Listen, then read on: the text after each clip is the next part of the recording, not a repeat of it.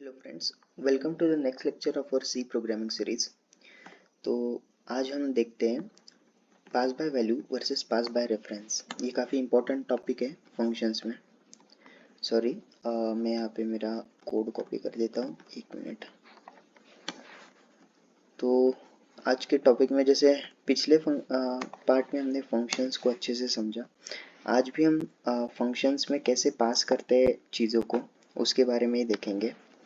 तो सबसे पहले यहाँ पर मैं पास बाय कॉल बाय वैल्यू वाली चीज़ को समझाता हूँ। यहाँ पे आप देख सकते हैं, मैंने तीन फंक्शंस बना रखे, change value, change array and change string. ये क्या कर रहे हैं ये हम देखेंगे। सबसे पहले तो मैंने एक वेरिएबल बनाया है इंटीजर टाइप का, जिसका नाम ए रखा है और इसकी वैल्यू 10 है। फिर चेंज वैल्यू नाम का एक फंक्शन कॉल किया है जिसमें मैंने ए को पास किया है और फिर मैंने प्रिंट किया है ए की वैल्यू। ठीक है। तो चेंज द वैल्यू फंक्शन में जैसे ये कॉल किया तो इसे कॉल जाएगा। इसमें क्या हो रहा है, एक पैरामीटर है इंट एक्स। तो हम क्या कर रहे हैं, एक्स की वैल्यू 100 सेट कर रहे हैं। तो इससे क्या होगा, क्या होना चाहिए, यूजुअली आपको लगेगा कि ए की वैल्यू 100 सेट होनी चाहिए और प्रिंट हमें 100 आना चाहिए, लेकिन ऐसा नहीं होता है।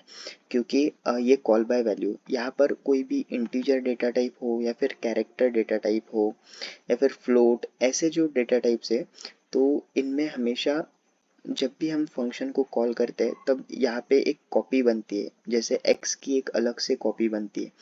तो इसे जब मैं रन करता हूँ तब यहाँ पर आप देख सकते हैं a की वही वैल्यू हमें आ रही है। क्योंकि यहाँ पे क्या होता है, ये जो वेरिएबल है x, इसका एड्रेस कुछ अलग होता है और ये जो हमारा वेरिएबल हमने a बनाया है, इसका मेमोरी में एड्रेस कुछ अलग स्टोर होता है। जैसे आप ये डायग्राम के थ्रू देख सकते हो कि a अगर कोई वेरिएबल है जिसका एड्रेस सपोज 1000 है, ये एक प्योर एग्जांपल है।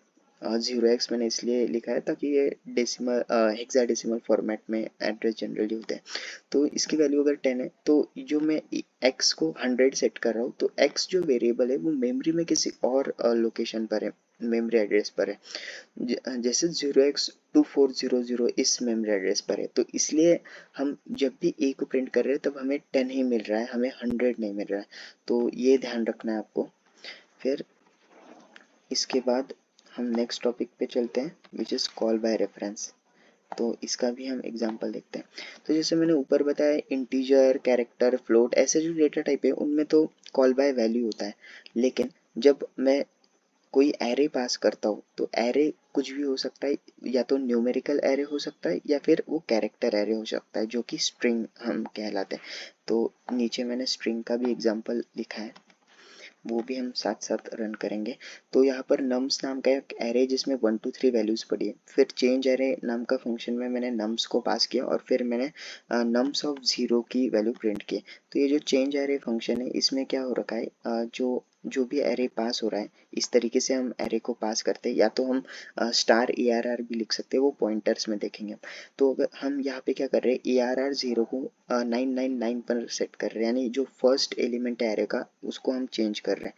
तो जैसे हमने ऊपर चेंज करके देखा वेरिएबल, तो वहाँ नहीं हुआ था, लेकिन यहाँ हो जाएगा। रन करके देखते हैं। तो आप देख सकते हैं नम्स ऑफ 0999 आ चुका है। इसका मतलब इसने वैल्यू चेंज की। तो क्यों चेंज की, क्योंकि इन दोनों का एड्रेस जो है वो सेम था। जैसे नम्स ऑफ 0 और ए आर आर 0, ये दोनों सेम ही मेमोरी लोकेशन को डिनोट करते हैं। जैसे यहाँ पे एग्जांपल मैंने 1200 0x1200 इनका मेमोरी एड्रेस शो किया है। कुछ भी हो सकता है, लेकिन इतना ध्यान रखना है कि ये सेम होता है। ठीक है। तो इसलिए ये वैल्यू चेंज हुई और इसे ही हम कॉल बाय रेफरेंस कहते हैं, यानी यहाँ पर एड्रेस पास होता है। सिमिलरली, क्योंकि हमने पिछले लेक्चर में देखा था स्ट्रिंग्स भी एक टाइप का एरे ही है, बस वो कैरेक्टर एरे। तो यहाँ पर चेंज स्ट्रिंग नाम का फंक्शन यहाँ पे कॉल हो रहा है। फिर चेंज स्ट्रिंग फंक्शन में क्या हो रहा है कि हमने जो पहला यानी 0th इंडेक्स है उसको कैपिटल एच से रिप्लेस किया है। यहाँ पे स्मॉल एच था, नेम नाम का जो हमारा एरे है, तो वो कैपिटल एच, और फिर हम इसे प्रिंट एफ करते हैं। तो यहाँ पे आप देख सकते हैं हेलो वैल्यू प्रिंट हो चुकी है, यहाँ पर एच कैपिटल है। तो ये भी चेंज हो चुका है, यानी इन दोनों केसेस में कॉल बाय रेफरेंस हुआ है, यानी क्या सेम एड्रेस पास हुआ है। तो यहाँ पे एक सवाल आता है, क्या हम कभी वेरिएबल्स जो इंटीजर टाइप है, तो अगर उन्हें चेंज करना है तो क्या हम नहीं कर पाएंगे, हमेशा कॉपी बनेंगी? तो इसका जवाब है हम कर पाएंगे। हमें यहाँ पे इसका एड्रेस पास करना होगा।